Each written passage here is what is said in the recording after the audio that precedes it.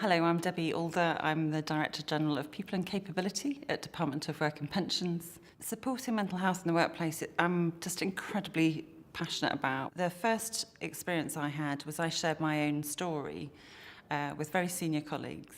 I had an episode, it'll be now 13, 14 years ago, where I just basically was exhausted and I ended up being off work for 4 months and I didn't go back to my employer. And I just literally went from somebody who did a big job, who could cope with all sorts of things, to losing all of my coping mechanisms. And that's hugely, hugely disorientating. But when I first shared this, as I say, in the department, it was met with silence.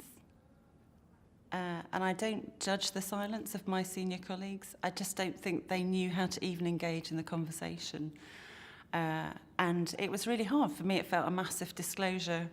And alongside that, I said, I've got this vision of having mental health first aiders, of having parity of mental health first aiders with physical first aiders. Mental health is a really tricky thing. If you get interventions right and early, you're looking for evidence of what hasn't happened. It's only when it goes wrong that you think maybe in hindsight you should have done something sooner. The biggest thing I've found is breaking the stigma, that sense of being judged, the taboo. The worst cases are when people feel they can't share.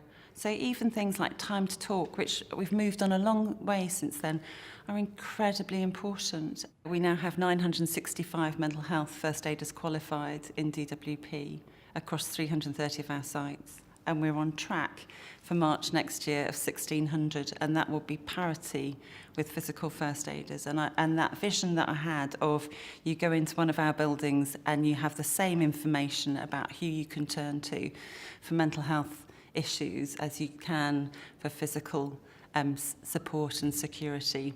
Being a leader these days is about creating an environment where people can thrive. It's where people can actually share and disclose and feel supported. In DWP, it's hugely important because the citizens that we interact with are experiencing the same as us.